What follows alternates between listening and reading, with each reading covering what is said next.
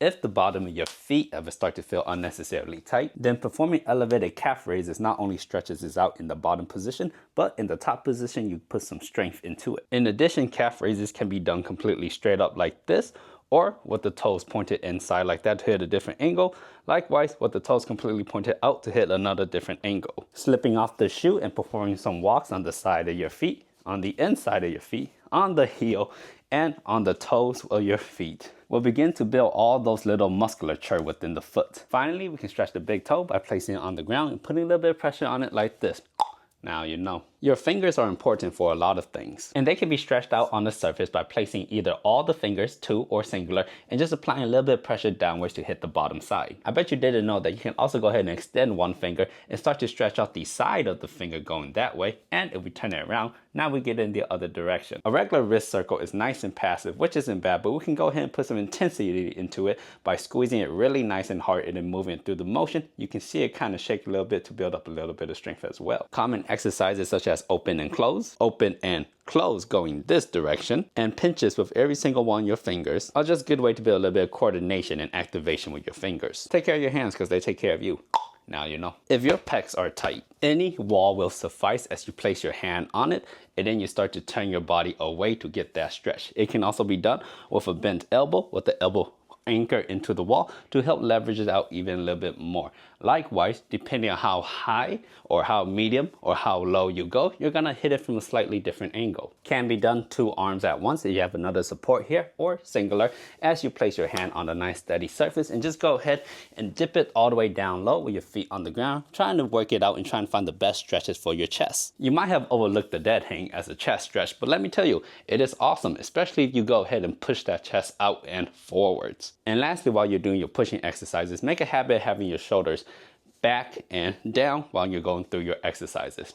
Now you know. If your knee is injured, but you still want to stretch it out, but you can't go ahead and bend your leg, immediately we have the pike stretch, which keeps your leg completely straight and helps stretches out the hamstrings and the calves. On the ground, we could simply just start to lift up one leg at a time to start building some quadricep muscles. And if it's your first time doing this, you may cramp it up, but it's also good to build up that strength. The pancake is better done with a complete straight leg anyways, so the pancake stretch is an amazing thing to do while your knee is not operating. Not to mention the myriad ways that we could just move the leg in free space to build up a myriad of strength throughout all of these ranges of motion. You can even stretch the hip flexor by simply squeezing the glutes really hard and then pushing them forwards, and you feel a stretch right here. Injuries definitely suck, but don't give up.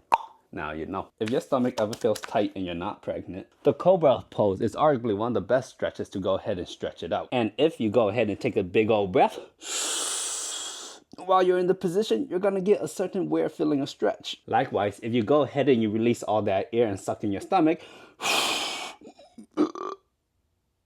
you get another different type of stretch that's really good. Of course, just leaning back in the air and putting some twists in your stomach can help it greatly. And on all fours, go ahead and put a great old arch in that back and just start breathing in and out into that stomach to start to build the mind muscle connection to how it feels to have a big old stomach versus a not so big old stomach. Now you know.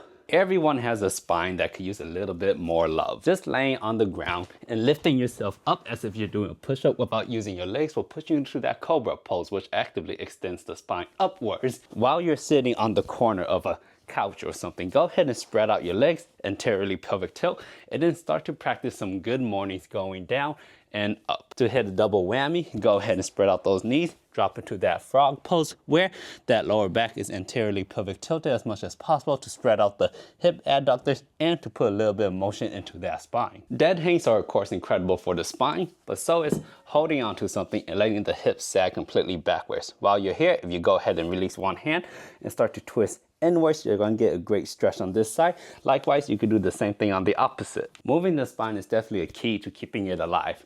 Now you know. If you can touch the ground with straight legs, that's good. If you can sit on your ankles with your heels down, that's good. If you can sit tall with your legs spread, that's good. If you can make your hands touch behind your back, that's good. If you can sit on the flat of your feet, that's good. If you could raise your arm and then push it behind your head, that's good.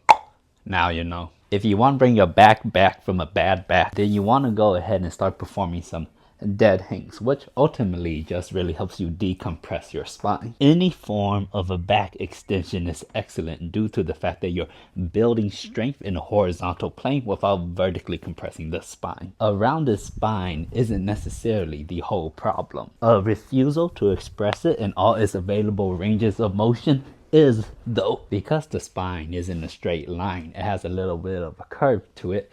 Even when you go to sleep on your side, having something to support that curve will help you wake up just a little bit better. Same is also true for this way. But one of my favorites is just to lay down on the ground using my hands. I'll push myself completely straight up and allow myself to relax in this position. As long as you move it, it's kind of hard to lose it. Now you know. Bad knees don't just occur from old age, they occur from not using them over time. Ideally, performing a variation of squats and lunges to build strength and a little bit of flexibility while you're under load is really nice, and breaking your knees while in this frontal angle will help build a little bit of that side-to-side strength, along with doing some side-to-side lunges. It's also important to just statically build up that knee integrity by just simply sitting on them like this, sitting on them while you're on your toes, and of course we can lean back into a hero's pose, which makes it really nice. Though sometimes full range of motion squats will be difficult because your heels lift off of the ground, you can go ahead, apply some form of a box or surface, place your heels on top of it, and this little additional lift will make it that much easier to stay upright while you're going through the motions of the squat. Now you know. Tight quads can occur from sitting a little bit too much. Butt kicks may dynamically stretch it out, and doing a myriad variations of squats will help to warm up the muscle. But to really stretch it out, we want to go into the hero's pose while we're on our toes to make the movement more difficult. As we go ahead and start to lean backwards, you're going to feel the stretch all throughout. The key here is we don't want to be slouched while we're in this position. Instead, we want to squeeze our glutes to really stretch out the quadriceps. Though you might not be ready for that, so what you can do is get into a lunge and extend the hip. Make sure that quadricep is nice and straight, and then start to lean back into it a little bit. You'll feel it.